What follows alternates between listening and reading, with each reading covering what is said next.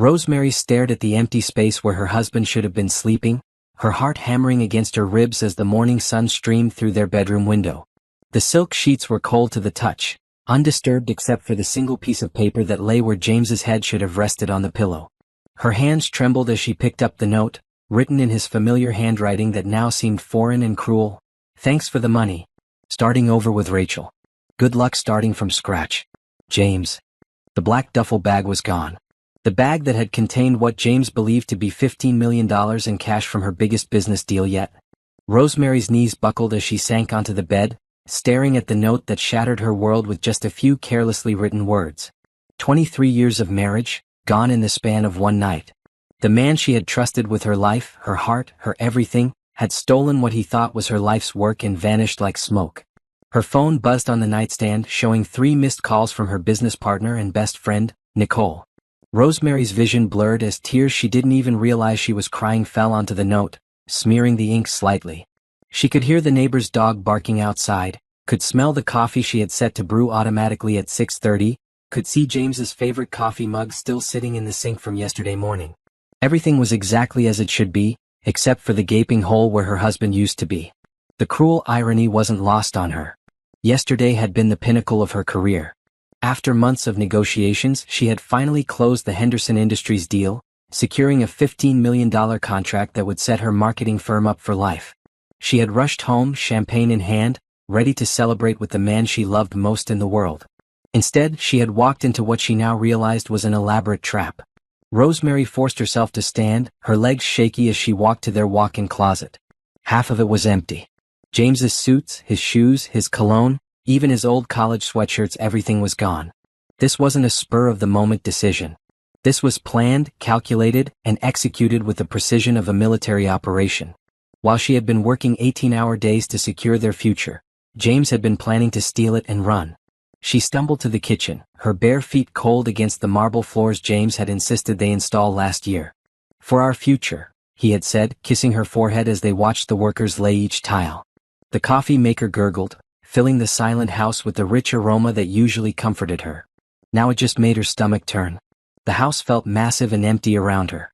Every corner held a memory, every room a ghost of what they used to be. The living room where they had danced to their wedding song just last month on their anniversary. The kitchen where James had made her breakfast in bed every Sunday for the past 5 years. The study where he would massage her shoulders when she worked late, telling her how proud he was of her success. Rosemary's phone rang again. Nicole's name flashed on the screen and Rosemary almost didn't answer. How could she explain this? How could she tell anyone that her husband had stolen what he believed to be $15 million and abandoned her for another woman? The shame felt heavier than the betrayal, settling in her chest like a stone. "Rosemary? Thank God you answered. I've been trying to reach you all morning. The Henderson people want to schedule a follow-up meeting," and Nicole's excited voice cut through the silence of the house. "He's gone," Rosemary whispered, her voice barely audible. "What? Who's gone?" "Rosemary, you're scaring me." "James. He's gone. He took the money and left." The words felt foreign in her mouth, like she was speaking a language she didn't know. There was silence on the other end of the line, then Nicole's sharp intake of breath. "What money?" "Rosemary, what are you talking about?" Rosemary looked around the kitchen, at the breakfast James would never make her again, at the table where they would never share another meal, at the life she thought she knew crumbling around her. She thought about the black duffel bag, about James's eager expression when she had asked him to keep it safe overnight, about the way he had kissed her and promised to guard it with his life. If only he knew what he had actually stolen.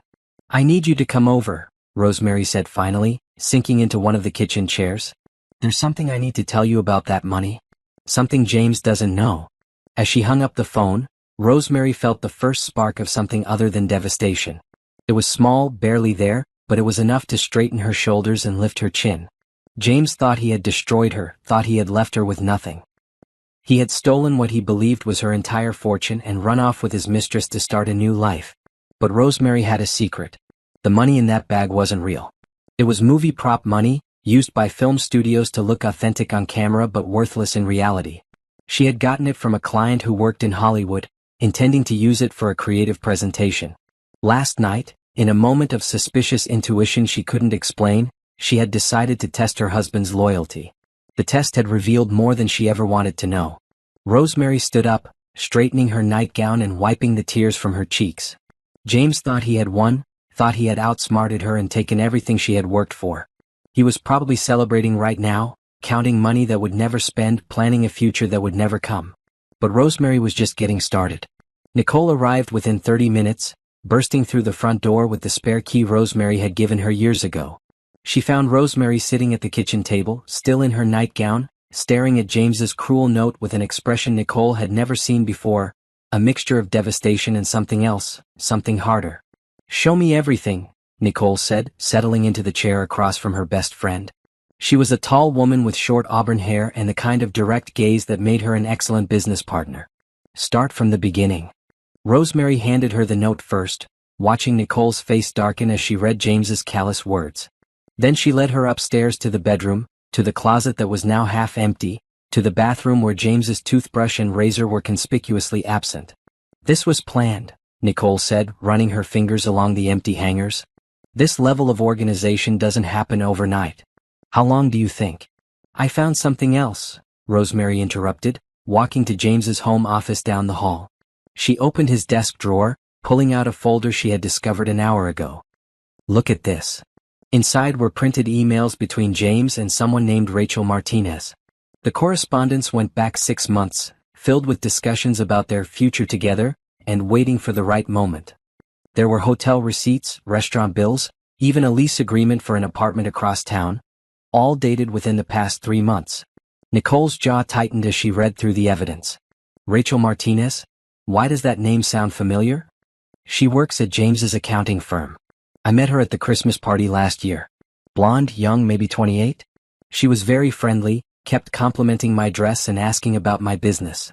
Rosemary's voice was flat, emotionless. I remember thinking how sweet she was. That manipulative. Nicole caught herself taking a deep breath. Okay, so they've been planning this for months. The question is, what triggered them to act now? Rosemary walked to the window, looking out at the neighborhood where she and James had planned to grow old together. The Henderson deal. I told James about it 3 months ago when we first started negotiations. He knew exactly how much money was involved. So he waited until you closed the deal, then staged this theft to fund his new life with his mistress. Nicole's voice was filled with disgust. Rosemary, I'm so sorry. I know how much you loved him. 23 years, Rosemary whispered. 23 years, and he threw it all away for a woman young enough to be his daughter and money that isn't even his. Nicole joined her at the window, placing a comforting hand on her shoulder. We need to call the police. This is theft, plain and simple. $15 million. The money isn't real. Nicole stopped mid-sentence, staring at Rosemary. What? The money in the bag. It's not real. It's movie prop money I got from that client who works for Universal Studios. I was going to use it for a presentation next week. Rosemary turned to face her friend, and Nicole saw something new in her eyes, a spark of fierce determination. Last night I had this feeling. Call it intuition, call it paranoia, but something made me want to test James's loyalty. So I put the prop money in a bag and told him it was the Henderson payment, asked him to keep it safe overnight. Nicole's mouth fell open. So he stole fake money? $15 million worth of movie props. It looks completely real, feels real, even has realistic serial numbers. But it's absolutely worthless. Rosemary felt a bitter smile tug at her lips.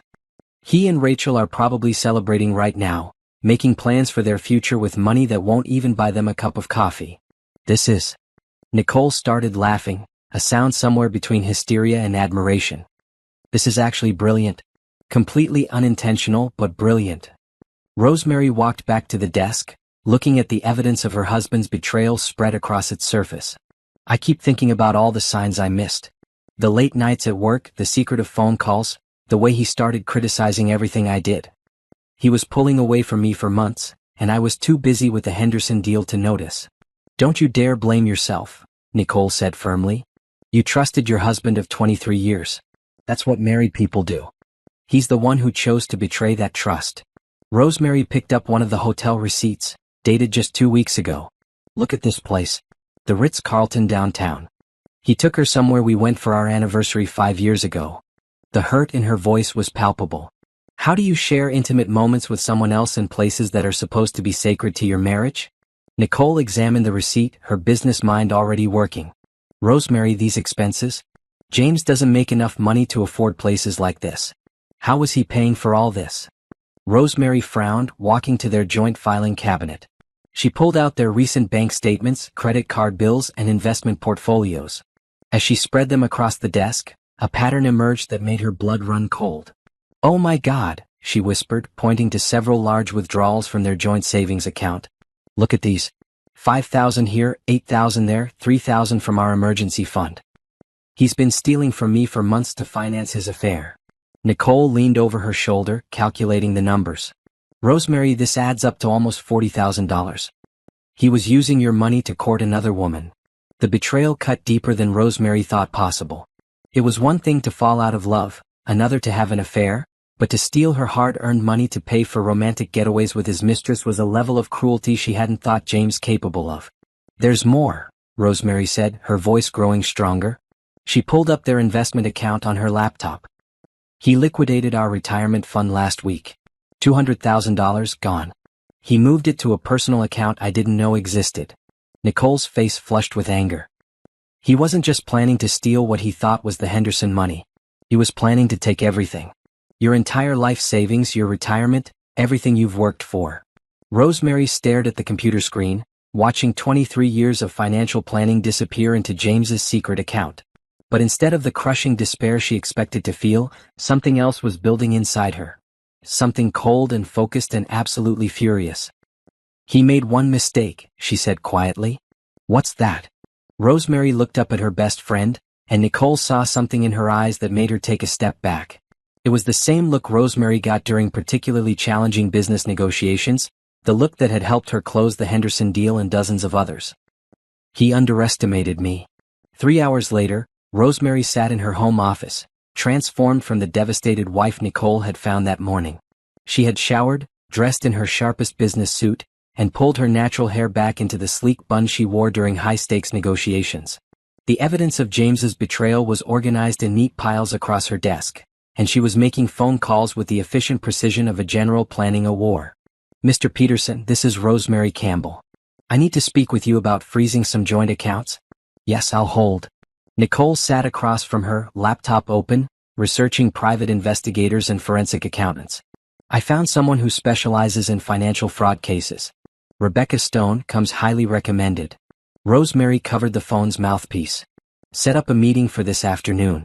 I want to know exactly how much James stole and where he's hidden it." She returned to her call. "Yes, Mr. Peterson, I'm here. I need to freeze all joint accounts immediately. My husband has been making unauthorized withdrawals." While Rosemary handled the financial aspects, Nicole pulled up James's social media profiles on her laptop. "Look at this," she said, turning the screen toward Rosemary. "His Facebook status still says married, but look at his recent activity." Rosemary glanced at the screen between phone calls. James had been checking in at expensive restaurants and hotels around the city, always at times when he claimed to be working late. There were photos of elaborate meals for two, sunset views from luxury hotel rooms, even a picture of champagne glasses with the caption, "Celebrating New Beginnings." "He wasn't even trying to hide it," Rosemary said, her voice tight with controlled anger. "He was documenting his affair like it was some grand romance." Nicole scrolled further down James's profile. "Here's Rachel's page. It's mostly private, but, oh, this is interesting." She pointed to a post from 2 days ago, a picture of a packed suitcase with the caption, "Ready for our new adventure.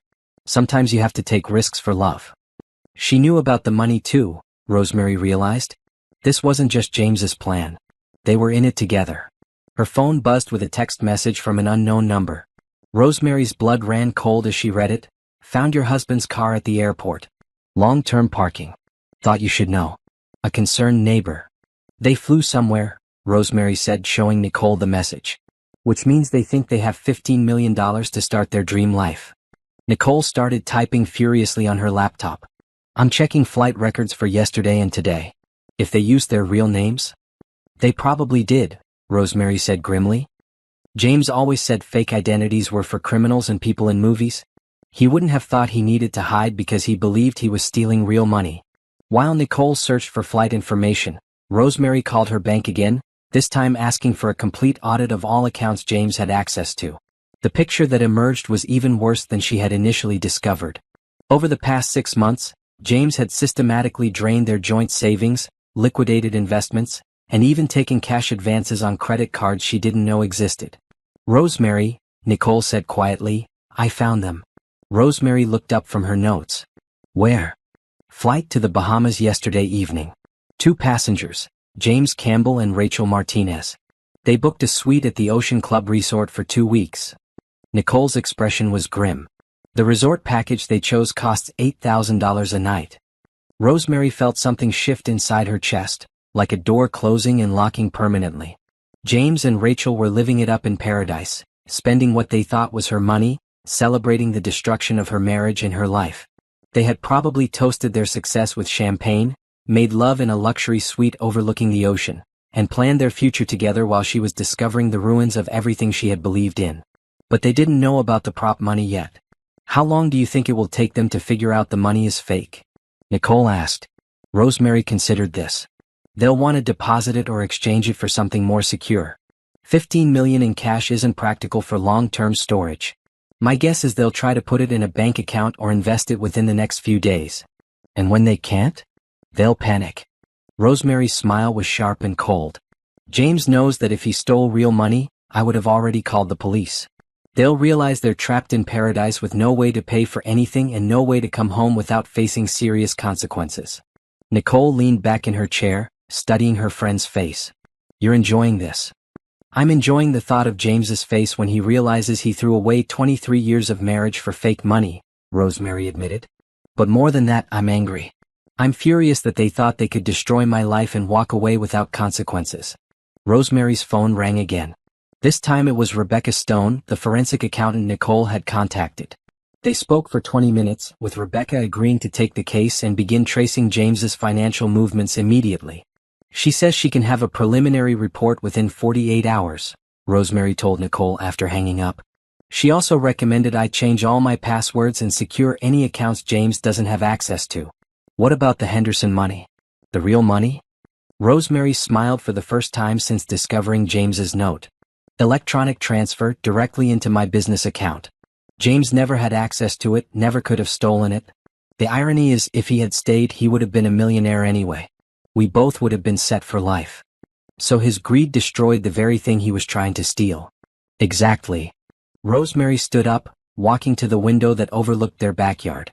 She could see the garden James had planted last spring, the patio furniture they had picked out together, the life they had built that he had thrown away for a fantasy. "Rosemary," Nicole said carefully, "what are you planning to do?" Rosemary turned back to her friend, and Nicole saw something in her expression that was both terrifying and magnificent. It was the look of a woman who had been pushed too far and was finally pushing back. "I'm going to make sure James and Rachel face every consequence of their choices," Rosemary said quietly. "Legal consequences, financial consequences, social consequences. They wanted to start over? Fine. But they're going to start over with absolutely nothing, just like they tried to leave me." Nicole nodded slowly. "I'm with you. Whatever you need." "Good," Rosemary said, returning to her desk and pulling out a fresh legal pad. "Because we have a lot of work to do. James thought he was playing chess, but he was actually playing checkers. And I've been planning my next move since the moment I read his note."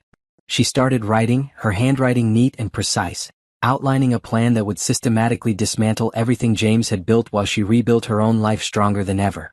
At the top of the page, she wrote, "Operation Sweet Revenge." By the time the sun set on what Rosemary would later think of as the worst and best day of her life, her dining room table had been transformed into a war room.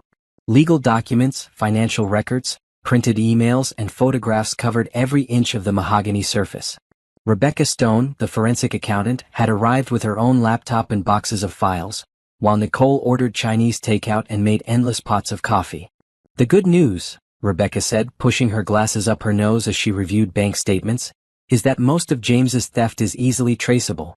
He wasn't sophisticated about hiding the money trail. The bad news is that he managed to steal approximately $320,000 from your joint accounts over the past 6 months." Rosemary felt the number hit her like a physical blow, but she kept her expression neutral. "Can we get it back?" "Most of it, yes. Since these were joint accounts, technically he had legal access, but the pattern of withdrawals and the circumstances suggest financial abuse. Combined with the attempted theft of what he believed was $15 million, we have a strong case." Nicole looked up from her laptop where she was tracking James and Rachel's social media activity. They're definitely still in the Bahamas. Rachel posted a photo of their hotel room an hour ago with the caption, "Living our best life." The champagne bottle in the background costs $400. How long can they afford to stay there? Rosemary asked. Rebecca did quick calculations on her calculator. If they're staying in an $8,000 a night suite and maintaining their current spending pattern? Maybe a week, assuming James has access to the money he stole from your joint accounts. After that, they'll need the $15 million they think they have, Rosemary finished. Which means they'll try to access it within the next few days. Rosemary's phone buzzed with a message from her lawyer, confirming their meeting for the next morning. She had been busy all day, setting wheels in motion that would soon become an unstoppable machine. Divorce papers were being prepared. Theft charges were being filed. Asset recovery procedures were being initiated. I've been thinking about the prop money, Nicole said, setting down her coffee cup. When they try to deposit it or exchange it, what happens? Rebecca looked up from her files. If they try to deposit it at a bank, the tellers will spot it immediately. Movie prop money is designed to look real on camera, but up close it's obviously fake.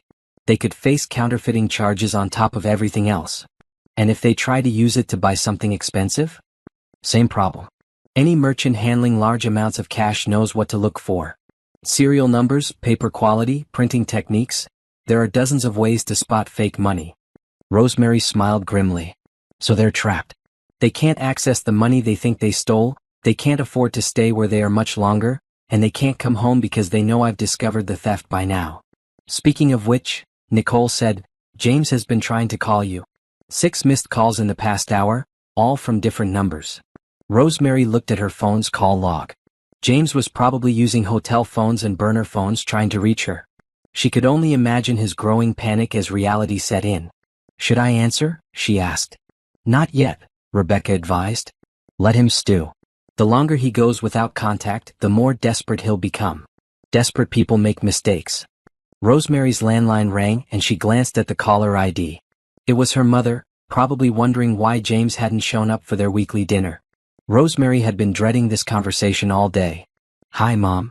Rosemary, honey, is everything all right? James didn't come to dinner and he's not answering his phone. I was starting to worry that something had happened. Rosemary closed her eyes, preparing herself for a conversation she never thought she'd have to have. Mom, I need to tell you something. James is gone. He left me. The silence on the other end of the line stretched for what felt like hours. Finally, her mother's voice came through, tight with shock and anger. What do you mean, left you? He stole money from me and ran away with another woman. I found a note this morning. Rosemary heard her mother's sharp intake of breath, followed by a string of words she had never heard her religious mother use before. That no-good, lying, cheating son of a, she caught herself. I'm coming over. Mom, you don't have to. I'm coming over right now. Have you eaten? Of course you haven't eaten. I'm bringing dinner. After Rosemary hung up, she looked around the dining room at the evidence of her destroyed marriage and felt something she hadn't expected, gratitude. She was surrounded by people who cared about her, people who were ready to fight for her when she couldn't fight for herself. Your mom sounds fierce, Nicole observed. She never liked James, Rosemary admitted. She always said there was something about him that didn't sit right with her. I wish I had listened. Rebecca looked up from her laptop. Rosemary, I found something interesting. James opened a new bank account in the Bahamas 2 days ago. He's been planning this longer than we thought. Rosemary felt another piece of the puzzle click into place. He knew exactly what he was doing. This wasn't a crime of passion or a moment of weakness. This was a calculated plan to destroy my life and steal my future. The question is, Nicole said, how far are you willing to go to get revenge? Rosemary considered this. A month ago, she would have said she wasn't a vengeful person, that she believed in forgiveness and moving on. But that was before James had shown her exactly what their 23-year marriage had meant to him. Nothing more than a convenience to be discarded when something better came along. I want him to lose everything, she said quietly. His job, his reputation, his freedom if possible. I want Rachel to face consequences too. They made their choices and now they get to live with the results. Rebecca nodded approvingly.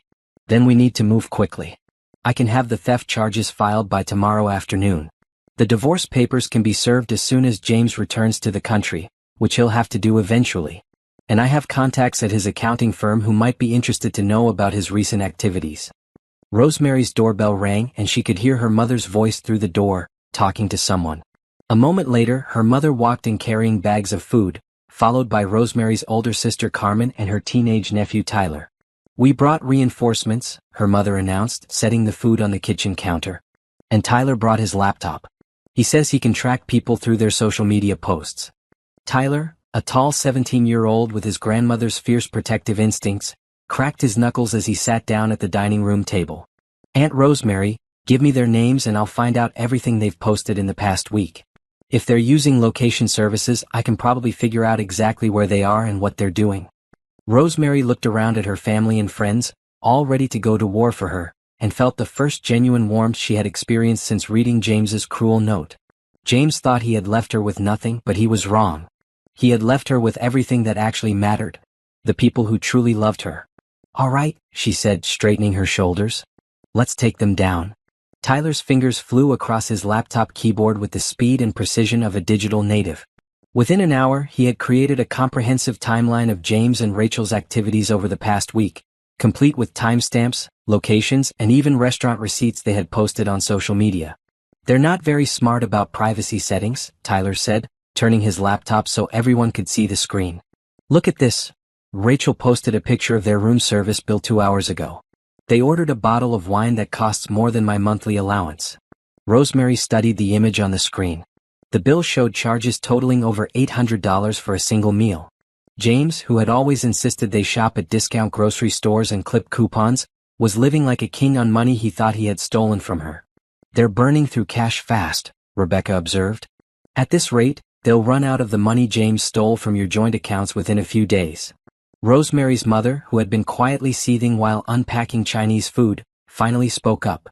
"In my day, a man who abandoned his wife would have been run out of town. What James has done, it's unforgivable." "It gets worse, Grandma," Tyler said, pulling up another social media post. "Check out what Rachel posted yesterday morning, right before they left for the airport." The post was a photo of Rachel in what was clearly Rosemary in James's bedroom, wearing what looked like one of Rosemary's necklaces. The caption read, "Sometimes you have to take what you deserve. New life, here we come." The room fell silent as everyone processed the implications. Rachel hadn't just helped James steal money. She had been in Rosemary's home in her bedroom, helping herself to Rosemary's belongings while planning to destroy her life. "She took my grandmother's necklace," Rosemary whispered, her voice tight with fury. "The one my mother gave me on my wedding day." Carmen reached over and squeezed her sister's hand. "We'll get it back, Rosemary. We'll get everything back." Rosemary's phone rang again, another call from James. This time she looked at her assembled team and made a decision. "I'm going to answer it." She put the phone on speaker so everyone could hear. James's voice came through, strained and panicked in a way Rosemary had never heard before. "Rosemary. Thank God. I've been trying to reach you all day. We need to talk." "About what, James?" Rosemary's voice was ice cold. "About how you stole my money and ran away with your girlfriend. About how you cleaned out our bank accounts to finance your affair. Or about how you threw away 23 years of marriage for a woman who helped herself to my jewelry." There was silence on the other end, then James's voice, smaller now. "Rosemary, I can explain." "Explain what?" "Explain how you planned this betrayal for months? Explain how you used my hard-earned money to take another woman on romantic getaways? Explain how you waited until I closed the biggest deal of my career before stabbing me in the back." "It's not what you think," James said desperately. "Rachel and I, we fell in love. I didn't plan for this to happen. And about the money." "About the money," Rosemary interrupted, her voice gaining strength, "there's something you should know." The entire room held its breath as Rosemary paused for dramatic effect. She looked around at her family and friends, all watching her with expressions of fierce pride and support. "The money you stole, James? The $15 million you think you have? It's fake."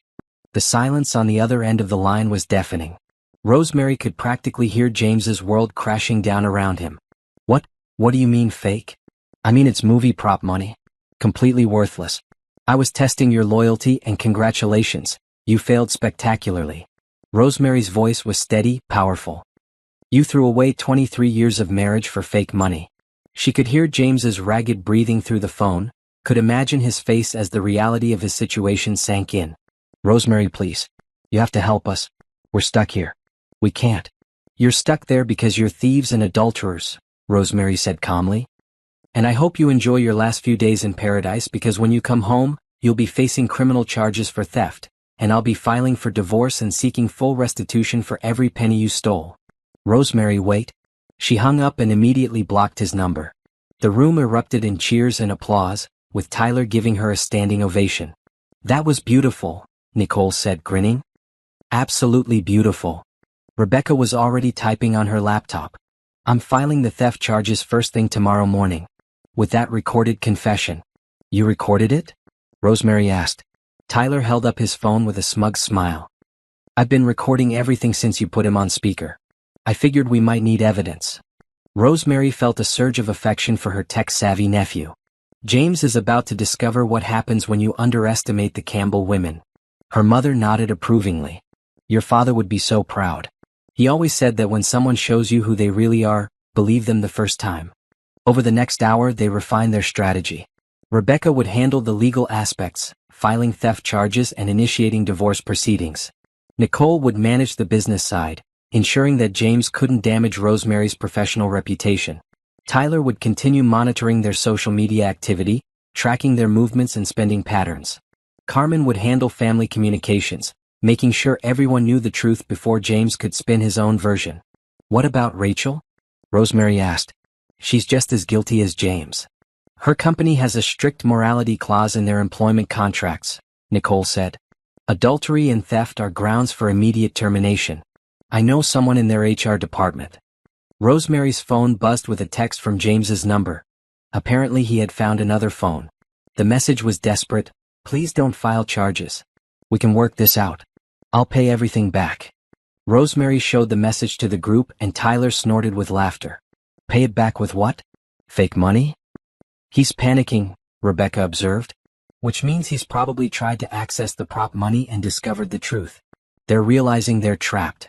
Rosemary typed back a single word, no. Within minutes, her phone was buzzing with more messages from different numbers.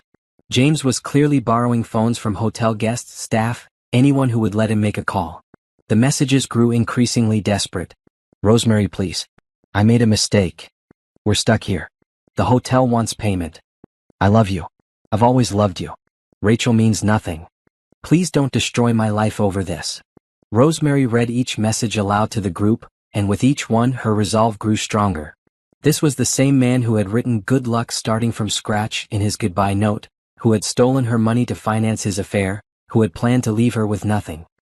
He only loves you now because his plan failed, her mother said grimly. When he thought he had $15 million, you were disposable. Now that he knows it's fake, suddenly he remembers his wedding vows. Carmen nodded in agreement. Classic manipulation. He's not sorry for what he did, he's sorry he got caught. Rosemary's laptop chimed with an email notification. It was from her business partner at the marketing firm, congratulating her again on the Henderson deal and asking about a celebration dinner. The irony wasn't lost on her. While James was panicking in paradise, she still had her successful business, her real assets, and her actual future intact. I need to make some business calls, Rosemary said, standing up. The Henderson people expect a follow-up meeting, and I can't let James's betrayal interfere with my professional obligations. Good, Nicole said. Show the world that you're thriving. The best revenge is success. As Rosemary moved to her home office to make calls, she could hear her family in the dining room, continuing to plan and strategize. For the first time since reading James's note that morning, she felt genuinely hopeful about her future. Her phone rang, another unknown number. This time it was Rachel. Rosemary, please, you have to help us. Rachel's voice was high-pitched with panic. James told me the money isn't real. We can't pay the hotel bill. They're talking about calling the police. You should have thought of that before you helped steal what you thought was $15 million, Rosemary replied coolly. I didn't know he was married when we started seeing each other, Rachel lied, her voice cracking. He told me you were separated. Rachel, I have pictures of you in my bedroom wearing my jewelry. You knew exactly what you were doing. Please, I'm begging you. I'll do anything. I'll leave James, I'll disappear, just please help us get home. Rosemary felt a moment of satisfaction at hearing the desperation in the other woman's voice. You made your choice when you decided to destroy my marriage. Now live with the consequences. She hung up and immediately blocked that number too. Through her office window, she could see the garden James had planted, the life they had built together that he had thrown away for a fantasy. But instead of sadness, she felt only determination. James and Rachel thought they were living a romantic adventure, but they were actually living a nightmare of their own making. And Rosemary was just getting started with her revenge. The next morning, Rosemary walked into the law offices of Sterling and Associates wearing her most powerful business suit and carrying a briefcase full of evidence. Her lawyer, Michael Sterling, was a tall man with silver hair and the kind of commanding presence that made opposing counsel nervous. Rosemary had used his firm for business contracts over the years, but this was the first time she needed his expertise for personal matters. "I've reviewed the materials you sent over last night," Michael said, gesturing for Rosemary to sit across from his mahogany desk. "I have to say, in 25 years of practice, I've rarely seen a case of marital betrayal this calculated and cruel." Rosemary set her briefcase on the floor and pulled out additional documents Rebecca had prepared. "Is it enough to file criminal charges?" "More than enough. James took over $300,000 from joint accounts without your knowledge or consent, used it to finance an extramarital affair, and then attempted to steal what he believed was $15 million. The fact that the money was fake doesn't change the intent or the crime." Michael opened a thick folder on his desk. "I've already prepared the paperwork for multiple charges: grand theft, financial abuse, breach of fiduciary duty, and fraud. The district attorney's office is very interested in this case." Rosemary felt a surge of satisfaction. "How long before he's arrested?" "He'll be arrested the moment he sets foot on American soil. I've been in contact with Customs and Border Protection. His passport has been flagged and there's already a warrant waiting for him." "And Rachel?" "As an accomplice to the theft and fraud, she'll face the same charges. Her employer has also been notified of the situation." Michael leaned back in his chair. "Rosemary, I need to ask you something. Are you prepared for the media attention this might generate? A case involving this much money and this level of betrayal, it could become very public." Rosemary had been dreading this question. Her marketing firm depended on her reputation and discretion. Having her personal life splashed across newspapers and social media could damage her business relationships. "Can we minimize the publicity?" "We can try, but I can't make any guarantees." "However," Michael's expression brightened, "there might be a way to turn the publicity to your advantage." "What do you mean?" "You're a successful businesswoman who was betrayed by her husband and fought back using intelligence and strategy rather than violence or revenge. That's actually a very empowering narrative. Many people would see you as a hero, not a victim." Rosemary considered this. She had spent the past 24 hours feeling ashamed and embarrassed by James's betrayal, but Michael was right. She hadn't just been a passive victim. She had trusted her instincts, tested James's loyalty, and when he failed, she had systematically built a case against him. "There's something else," Michael continued. "The forensic accountant you hired, Rebecca Stone, discovered that James has been planning this for almost a year. She found evidence of secret accounts, hidden assets, and financial preparations that go back months before his affair with Rachel even began." Rosemary's blood ran cold. "What kind of preparations?" Michael pulled out a thick report with Rebecca's letterhead. "He's been slowly moving money out of joint accounts, selling investments without your knowledge, and building a financial foundation for his exit. The affair with Rachel was just the final piece of his plan. So he was planning to leave me even before he met her?" "It looks that way. Rachel may have been the catalyst, but James was already preparing to abandon your marriage and steal your assets long before she came into the picture." Rosemary felt something shift inside her chest. She had been blaming herself for missing the signs of James's affair, but the truth was much worse. He had been planning to betray her for almost a year, long before there were any obvious signs to miss. "I want to sue him for everything," she said quietly. "Not just the criminal charges. I want civil damages, emotional distress, punitive damages, everything." Michael smiled grimly. "I was hoping you'd say that.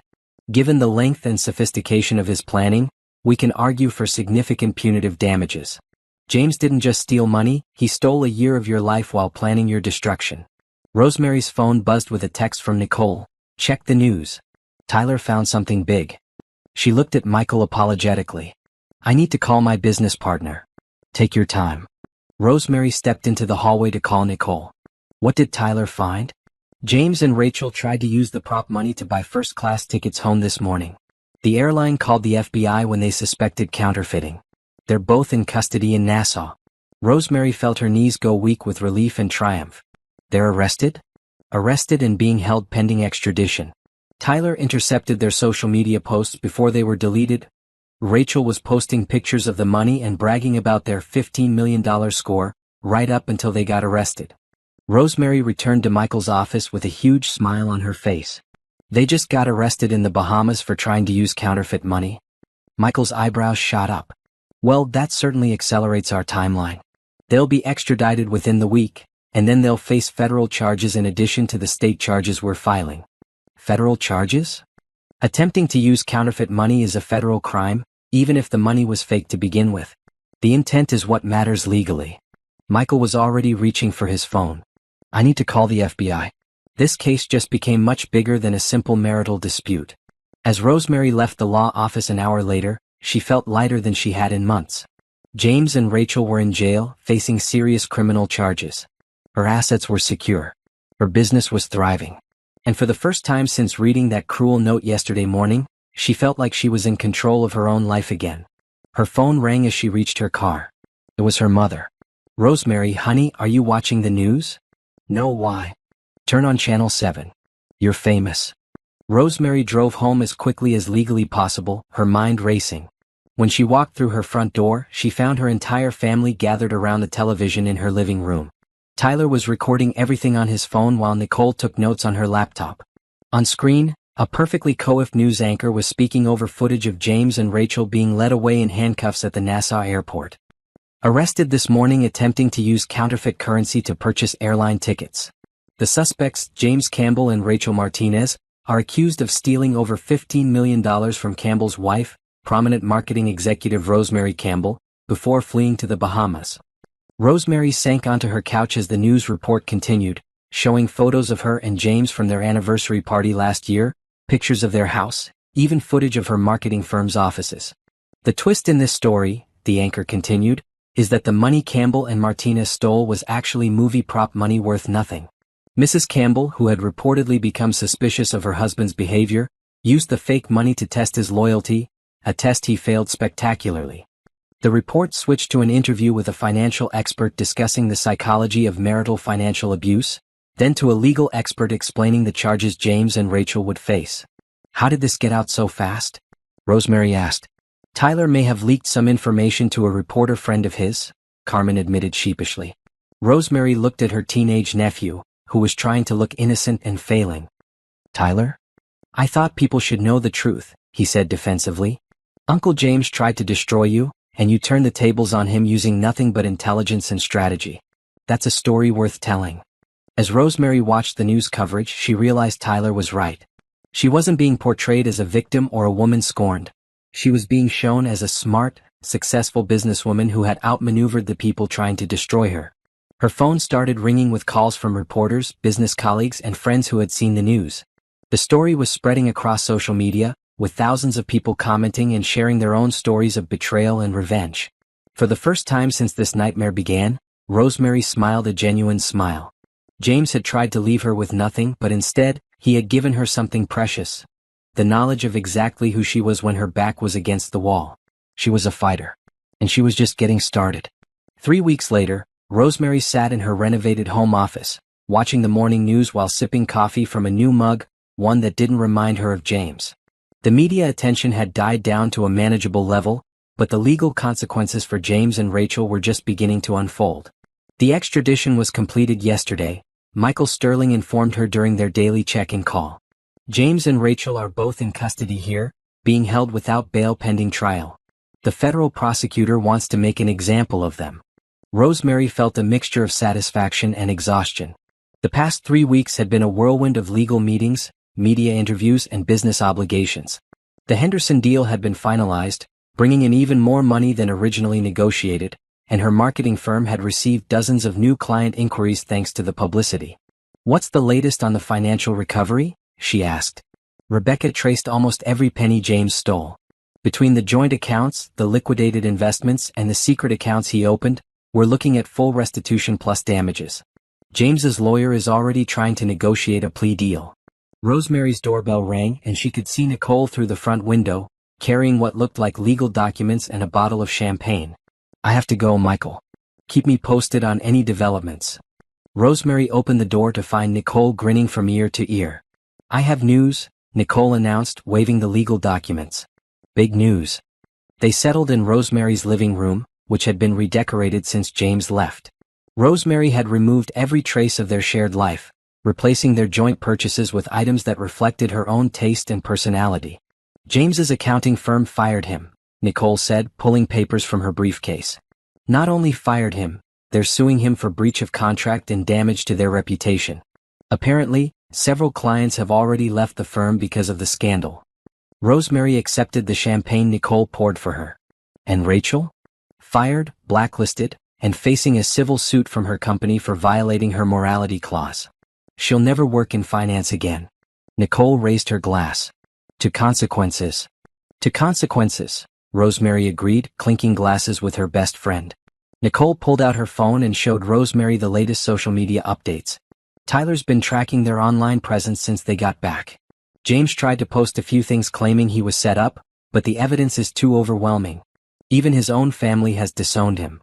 Rosemary looked at the screenshots of James's increasingly desperate social media posts. His claims of innocence were met with skepticism and ridicule from people who had seen the evidence. His professional reputation was destroyed, his personal relationships were shattered, and his legal future looked grim. "I almost feel sorry for him," Rosemary said quietly. Nicole gave her a sharp look. "Don't. He made every single choice that led him here. You didn't force him to steal money, have an affair, or abandon his marriage. He did all of that himself." Rosemary nodded, knowing Nicole was right. She had spent weeks in therapy processing her feelings about the betrayal and her response to it. Her therapist had helped her understand that seeking legal justice wasn't the same as seeking revenge. It was about protecting herself and ensuring that James faced appropriate consequences for his choices. Her phone rang. It was Rebecca Stone with an update on the financial investigation. "Rosemary, I have some interesting news. Remember how we couldn't figure out how James afforded some of his more expensive purchases while he was planning his escape?" "Yes. He took out a second mortgage on your house without your knowledge. Used forged documents with your signature. That's another felony charge, and it means he owes the bank $400,000 that he spent on his affair and escape plan." Rosemary felt a chill run down her spine. "He mortgaged our house? Don't worry, since your signature was forged, you're not liable for the debt. The bank will have to pursue James personally, but since he has no assets left, they'll likely write it off as a loss. However, this does mean James committed mortgage fraud, which carries a potential sentence of up to 30 years in federal prison." After Rosemary hung up, she and Nicole sat in silence for several minutes, processing the magnitude of James's crimes. 30 years, Nicole said finally. "He destroyed his entire life for fake money," Rosemary replied. "And he would have destroyed mine too if I hadn't trusted my instincts and tested him with that prop money." Rosemary's laptop chimed with an email notification. It was from a literary agent who had read about her story in the news and wanted to discuss the possibility of Rosemary writing a book about her experience. "A book?" Nicole read over Rosemary's shoulder. "Apparently there's a lot of interest in stories about women who fight back against financial abuse," Rosemary said, scrolling through the agent's email. "She thinks my story could help other women recognize the warning signs and protect themselves." The idea intrigued Rosemary. She had received hundreds of messages from women sharing their own stories of financial betrayal and asking for advice. Maybe sharing her experience more broadly could help others avoid what she had gone through. Her doorbell rang again. This time it was a delivery person with a massive bouquet of flowers. The card read, "Congratulations on your strength and courage. From all of us at Henderson Industries." Rosemary smiled as she arranged the flowers in a vase. Her business relationships had actually strengthened as a result of the publicity. Clients and potential clients saw her as someone who could handle crisis with grace and intelligence. Exactly the qualities they wanted in a marketing partner. "You know what the best part of all this is?" Nicole said, watching Rosemary with the flowers. "What?" "James thought he was destroying your life, but he actually gave you the opportunity to show the world exactly how strong and smart you are. You're more successful now than you were before he left." Rosemary looked around her redecorated home, thought about her thriving business, her strengthened family relationships, and her growing confidence in her own judgment. Nicole was right. She was better off without James than she had ever been with him. Her phone buzzed with a text from Tyler. "Aunt Rosemary, Uncle James is on the news again. He's crying." Rosemary and Nicole turned on the television to see footage of James being led into court for his arraignment. He looked haggard and defeated, a far cry from the confident man who had written that cruel goodbye note just 3 weeks ago. The news reporter was explaining the charges against him: grand theft, fraud, forgery, counterfeiting, and financial abuse. The potential sentence was staggering, up to 40 years in federal prison if convicted on all counts. "Do you think he regrets it now?" Nicole asked. Rosemary watched James on screen, seeing him clearly for perhaps the first time in their 23-year marriage. He wasn't crying because he was sorry for what he had done to her. He was crying because he was facing the consequences of his own choices. "He regrets getting caught," Rosemary said finally. "But I don't think he's capable of regretting the betrayal itself. If the money had been real, he'd be living happily ever after with Rachel while I rebuilt my life from nothing." As the news report ended, Rosemary felt a sense of closure she hadn't expected. James's chapter of her life was over, and a new chapter was beginning. One where she was the sole author of her own story. 6 months after James's arrest, Rosemary stood in the conference room of her expanded marketing firm, looking out at the city skyline through floor-to-ceiling windows. The Henderson Industries deal had been just the beginning. Her company had grown by 40%, she had hired 6 new employees, and they had moved to a larger office space that reflected her success. "The Morrison Group wants to sign a 3-year contract," Nicole announced, walking into the conference room with a stack of paperwork. "That's $12 million guaranteed revenue." Rosemary signed the contracts with a sense of satisfaction she had never felt when James was part of her life. Every success now belonged entirely to her, unencumbered by someone else's failures or betrayals. "Any word on James's sentencing?" Nicole asked, settling into a chair across from Rosemary. "Next week. Michael thinks he'll get 15 to 20 years. Rosemary's voice was matter-of-fact. "Rachel took a plea deal, 5 years in federal prison in exchange for testifying against James about the planning and premeditation." Nicole shook her head. "She threw him under the bus the moment things got difficult. I guess loyalty only goes one way with people like that." Rosemary's phone buzzed with a text from her literary agent. The book proposal had been accepted by a major publishing house, and they wanted to schedule a meeting to discuss marketing and publicity strategies. Power Play: How I Turned My Husband's Betrayal into My Greatest Victory would be released next spring. "I have to admit," Nicole said, reading the text over Rosemary's shoulder, "when this whole nightmare started, I never imagined it would turn out this well for you." Rosemary smiled, thinking about the woman she had been 6 months ago. Successful but somehow diminished by James's constant criticism and control. She hadn't realized how much of herself she had given up to keep him happy, how many of her dreams she had put on hold to support his mediocre career and fragile ego. "James leaving was the best thing that ever happened to me," Rosemary said, and meant it completely. Her assistant knocked on the conference room door. "Miss Campbell? Your 2 o'clock appointment is here." Rosemary checked her calendar. Michael Sterling, her lawyer, was coming to discuss the final details of James's asset forfeiture and her divorce settlement. In a few hours she would officially be a single woman again, free to build whatever life she chose. Michael arrived with his trademark professional smile, but Rosemary noticed something different about his demeanor. Less formal, more personal than their previous meetings. "Good news," he said, settling into a chair and opening his briefcase. "James's assets have been liquidated, and you're receiving full restitution plus punitive damages. After legal fees and court costs, you're looking at approximately $800,000 in recovered funds." Rosemary felt a surge of vindication. Not only had she recovered everything James stole, but the courts had awarded her additional damages for the emotional distress and financial manipulation she had endured. "What about the house?" "Yours free and clear. Since James forged your signature on the second mortgage, the bank had to write off that debt. You own the property outright." Michael paused, looking slightly uncomfortable. "Rosemary, there's something else I wanted to discuss with you." "Legal matters?" "Personal matters, actually." Michael's professional composure cracked slightly, revealing something more vulnerable underneath. "Now that your case is concluded and I'm no longer your attorney in this matter, I was wondering if you might be interested in having dinner with me. As friends, of course. Or possibly more than friends." Rosemary blinked in surprise. Over the past 6 months, she had come to respect Michael's intelligence, integrity, and kindness. He had guided her through the worst period of her life with compassion and skill, never making her feel like a victim or treating her with condescension. "I'd like that," she said, feeling a flutter of excitement she hadn't experienced in years. Michael's smile was genuine and warm.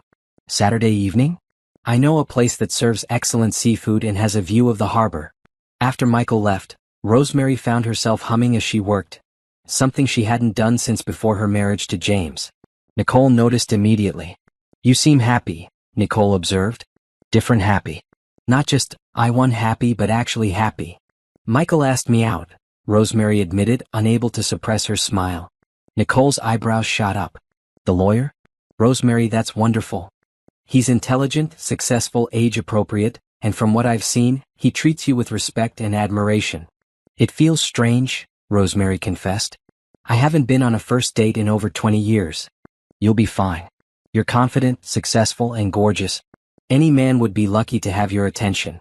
That evening, Rosemary called her mother to share the news about her date and the conclusion of the legal proceedings. I'm so proud of you, her mother said warmly. You took the worst thing that ever happened to you and turned it into strength. Your father would be amazed at the woman you've become. Sometimes I wonder what would have happened if I hadn't tested James with that fake money, Rosemary mused. He would have found another way to betray you eventually, her mother said firmly. Men like James don't change, they just get better at hiding their true nature. You gave him an opportunity to show you who he really was and he took it. That's on him, not you. Rosemary spent the rest of the evening looking through her closet, trying to decide what to wear on her first date in decades. She felt nervous and excited in equal measure, like a teenager preparing for prom. Her phone buzzed with a text from Tyler. Saw the news about Uncle James's sentencing date. Want me to hack the court records and find out what happens? Rosemary texted back. No hacking necessary. I'll get the official report from Michael. But thank you for offering to commit felonies on my behalf. Tyler responded with laughing emojis and a gif of someone doing a victory dance. As Rosemary prepared for bed that night, she looked at herself in the bathroom mirror. The same mirror where she had stared at her reflection 6 months ago, devastated by James's betrayal.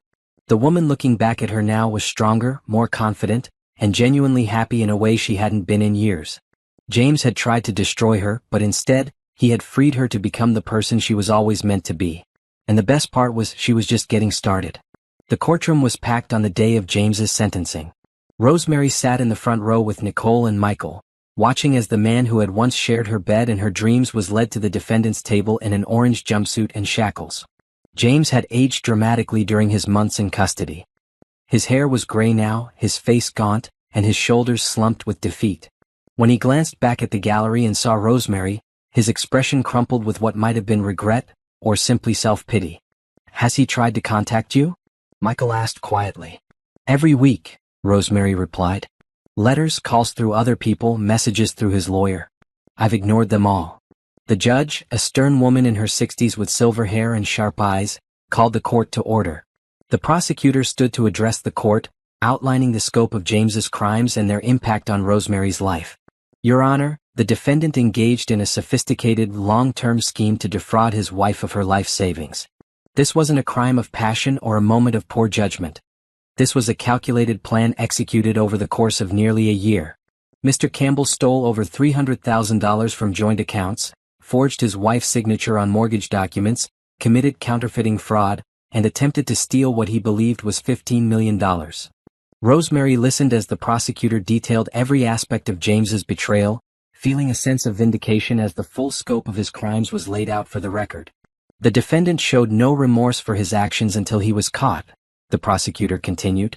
Even then, his primary concern was avoiding consequences rather than making amends for the tremendous harm he caused.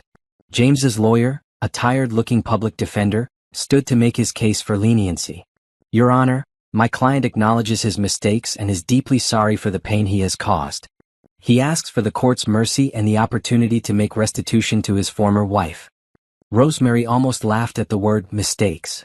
Mistakes were forgetting to pick up milk at the grocery store or miscalculating a tip at a restaurant. What James had done was deliberate, systematic destruction.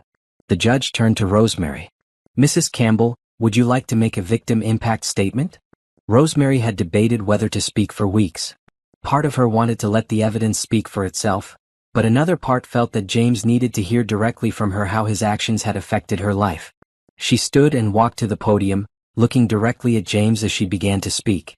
Your Honor, 6 months ago I thought I knew the man sitting at that table.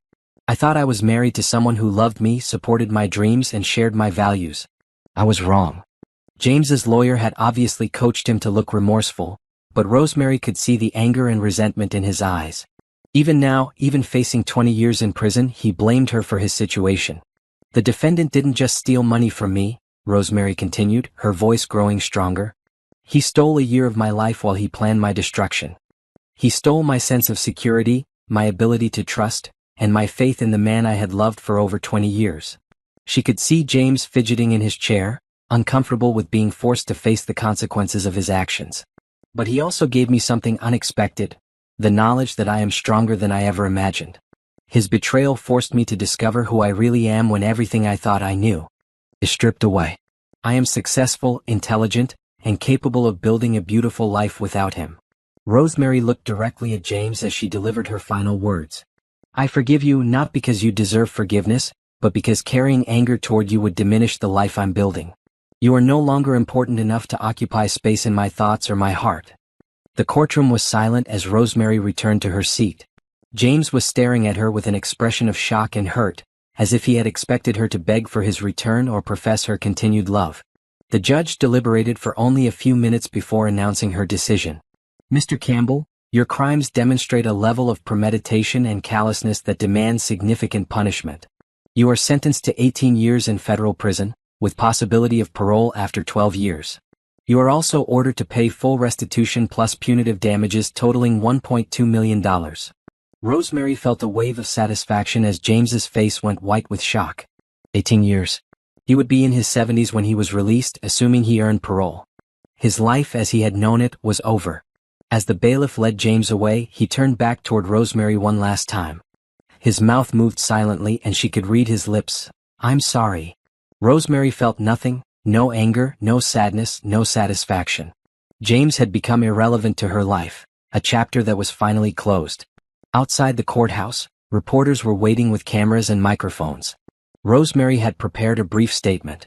Justice has been served, she said simply. I hope my experience serves as a warning to others about the reality of financial abuse in relationships. Trust your instincts, protect your assets, and never let anyone convince you that love requires you to give up your security or your independence. As they walked to Michael's car, Nicole shook her head in amazement. 18 years. He'll be an old man when he gets out. He made his choices, Rosemary replied.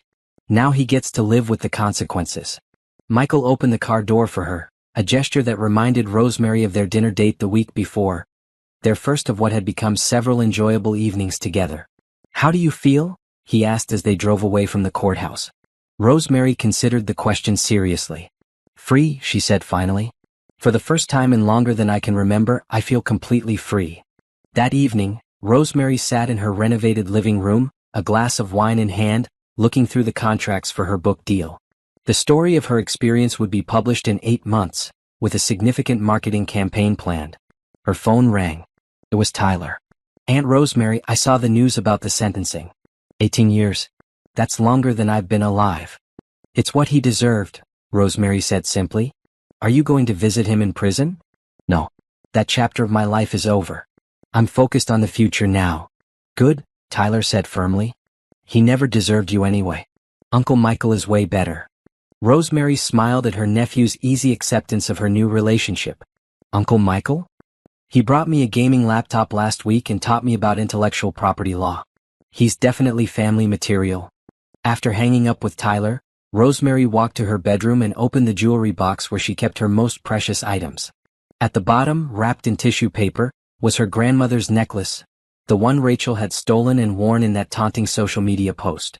The police had recovered it when they arrested Rachel, and it had been returned to Rosemary as evidence was processed. Now it sat in her jewelry box, but Rosemary realized she no longer wanted to wear it. It carried too many memories of James, too much history from a life she was ready to leave behind. Instead, she pulled out a new necklace Michael had given her for their third date. A simple gold pendant with a small diamond. It was elegant, modern, and entirely hers, with no connection to her past.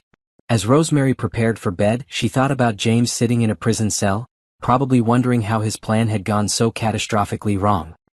He had underestimated her intelligence, her strength, and her ability to turn his betrayal into her triumph. Tomorrow would bring new opportunities, new challenges, and new possibilities. Rosemary was ready for all of them. 1 year after James's sentencing, Rosemary stood on the stage of the Downtown Business Association's annual awards ceremony, accepting the Entrepreneur of the Year award for her marketing firm's unprecedented growth and success. The audience of business leaders and community members gave her a standing ovation as she approached the podium. "Thank you for this incredible honor," Rosemary began, looking out at the crowd of familiar faces. "A year ago, many of you knew me as the woman whose husband stole her money and ran away with his mistress. Today, I hope you know me as a successful entrepreneur who turned crisis into opportunity." The audience laughed and applauded. Rosemary's story had become something of a legend in their business community, a cautionary tale about trust and betrayal, but also an inspiring example of resilience and revenge served cold. "I learned that sometimes the worst thing that happens to you can become the catalyst for the best thing that happens to you. Betrayal forced me to discover strengths I didn't know I had and to build a life that truly reflects my values and ambitions." As Rosemary accepted her Crystal Award, she caught sight of Michael in the front row, beaming with pride. They had been dating for 8 months now, taking things slowly but building something genuine and solid. Unlike her relationship with James, which had been built on Rosemary accommodating his insecurities and limitations, her relationship with Michael was built on mutual respect and shared ambitions.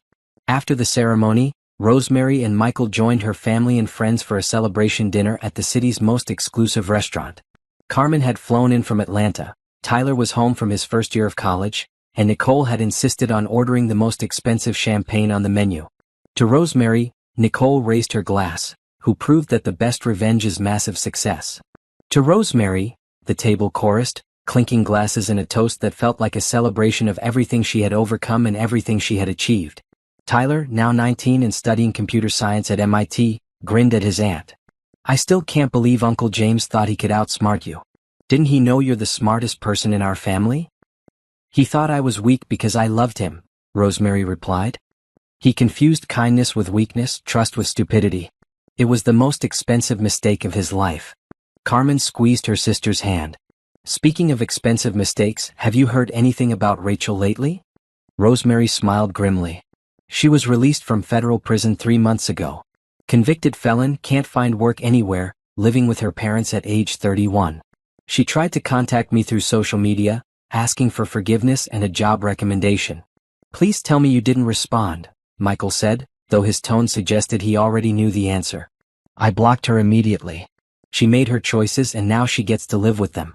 Just like James." Rosemary's phone buzzed with a notification from her publisher. Her book, which had been released 6 months ago, had just hit the New York Times bestseller list for the 3rd consecutive week. The memoir had resonated with readers around the world, particularly women who had experienced financial abuse or betrayal in their relationships. "Another interview request," Rosemary announced, reading the message. "Good Morning America wants me on next week to discuss financial red flags in relationships." "You've become quite the expert on revenge," her mother observed with a mixture of pride and amusement. "Not revenge," Rosemary corrected. "Justice. There's a difference. Revenge is about hurting someone because they hurt you. Justice is about ensuring that people face appropriate consequences for their actions." Michael nodded approvingly. "That's a distinction many people don't understand. What you did wasn't vindictive, it was strategic self-preservation." As dinner wound down, Rosemary's family began sharing updates on their own lives. Tyler was excelling in his computer science program and had been offered a summer internship at a major tech company. Carmen's art gallery in Atlanta was thriving, and she was planning to open a second location. Rosemary's mother had started dating a retired professor she met at her book club.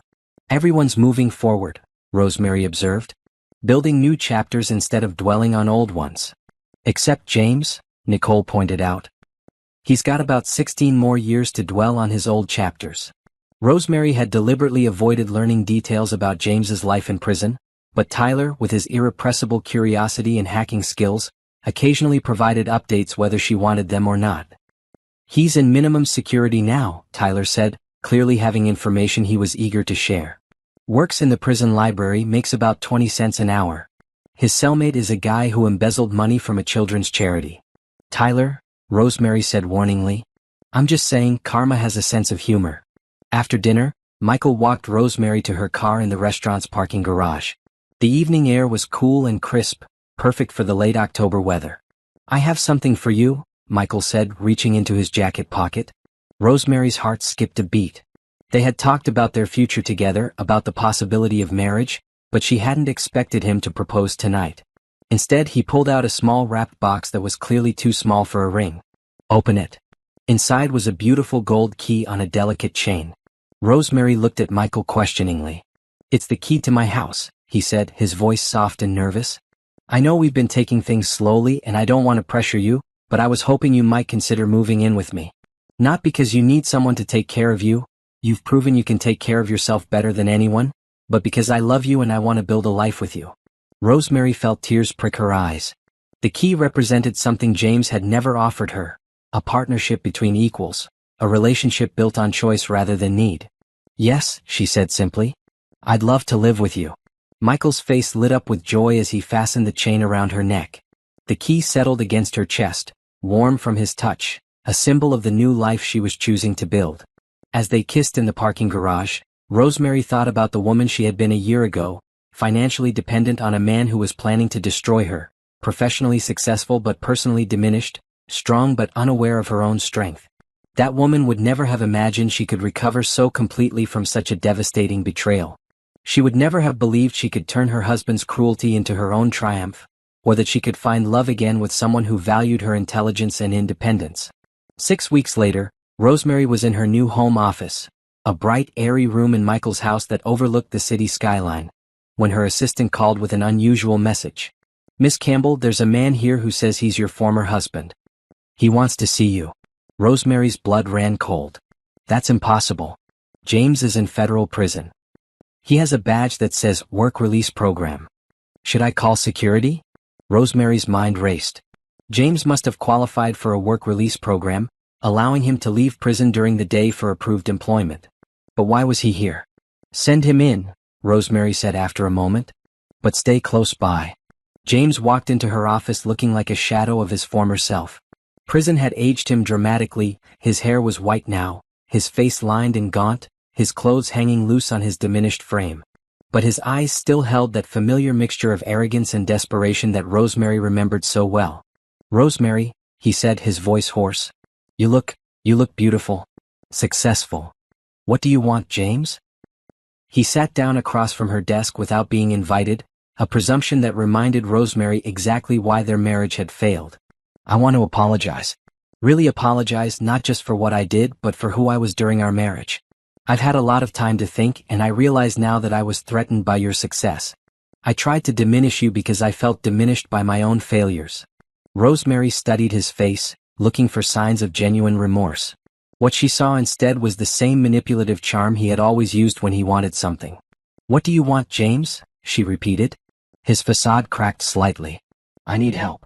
I'm working at a fast food restaurant for minimum wage, living in a halfway house. I have nothing, Rosemary. No friends, no family, no future. I made a terrible mistake and I'm asking for your forgiveness. You made hundreds of terrible mistakes, Rosemary corrected. For months. Systematically and deliberately. I know. But we had 23 years together. That has to count for something. Rosemary leaned back in her chair, looking at the man who had once shared her bed, her dreams, and her bank accounts. She felt nothing for him. No love, no hate, no sympathy. He had become a stranger who happened to know some details about her past. James, you're right that we had 23 years together. But you threw those years away when you decided to steal from me and abandon me for another woman. You don't get to cash in on those years now that your plan failed. Rosemary, please. I'm begging you. I'll do anything. You want my advice? Build a new life. Take responsibility for your choices. Learn to live with the consequences of your actions. That's what I did after you destroyed our marriage. James's face flushed with anger, and for a moment Rosemary saw the real him. Not the remorseful ex-husband, but the entitled man who believed the world owed him something. You destroyed my life, he said, his voice rising. You could have just divorced me quietly, but you had to make it public, had to ruin my reputation, had to send me to prison. I didn't destroy your life, James. You did that all by yourself when you decided to become a thief and an adulterer. Rosemary pressed the button on her desk that summoned security. She had heard enough. I want you to leave now. Don't contact me again, don't come to my office, don't try to reach me through other people. We have nothing to say to each other. Security arrived within minutes, escorting James from the building as he continued to protest his innocence and plead for her help. Rosemary watched from her window as he was led away, feeling a profound sense of closure. That was the last time she ever saw James Campbell. 5 years later, Rosemary stood in the garden of her and Michael's new home, watching their 2-year-old daughter take her first tentative steps across the lawn. Michael scooped up little Sarah, spinning her around as she giggled with delight. "She's going to be walking everywhere soon," Michael said, settling beside Rosemary on the porch swing they had installed last spring. "Just like her mother," Rosemary replied, kissing her husband's cheek. Determined to go her own way. They had married 3 years ago in a simple ceremony surrounded by family and friends. Rosemary had worn a new dress, carried new flowers, and promised to love and honor a man who had proven himself worthy of her trust. There had been no ghosts from her past at the wedding, no shadows from her previous life. Rosemary's business had expanded to 3 offices in different cities. Her book had been translated into 12 languages and had spawned a speaking career that took her around the world. She had testified before Congress about financial abuse, consulted with law enforcement on white-collar crime, and established a foundation that provided legal assistance to women facing financial exploitation. "Tyler called today," Michael said, adjusting Sarah on his lap. "He's graduating from MIT next month, summa cum laude. He wants to work for your foundation over the summer before starting his job at Google." Rosemary smiled, thinking of her nephew who had been her first ally in the war against James's betrayal. Tyler was now 24, brilliant, and dedicated to using his computer skills to help other women uncover financial deception in their relationships. "Did he mention anything about James?" Rosemary asked, though she wasn't sure why she was curious. "James was released last year. Apparently he's working as a night janitor at a grocery store, living alone in a studio apartment. Tyler says he looks like he's aged 20 years. Rosemary felt no satisfaction in James's circumstances, but no sympathy either. He had made his choices and was living with the consequences, just as she had made hers and was living with the rewards. Sarah began fussing and Rosemary took her daughter from Michael's arms, settling her against her chest. As Sarah's breathing evened out in sleep, Rosemary thought about the future she was building for her daughter. A future where women were taught to value their independence, trust their instincts, and never settle for less than they deserved. "I love you," Michael said quietly, wrapping his arms around both his wife and daughter. "I love you too," Rosemary replied, meaning it completely. As the sun set over their garden, Rosemary reflected on the journey that had brought her to this moment. James's betrayal had been the worst thing that ever happened to her, but it had also been the catalyst for the best thing. The discovery of her own strength, the building of a life that truly reflected her values, and the finding of love with someone who saw her strength as something to celebrate rather than something to diminish. She had started from scratch, just as James's note had mockingly suggested. But she had built something far better than what she had lost, a life of her own choosing, surrounded by people who truly loved and respected her. Rosemary Campbell had won in every way that mattered. And she was just getting started.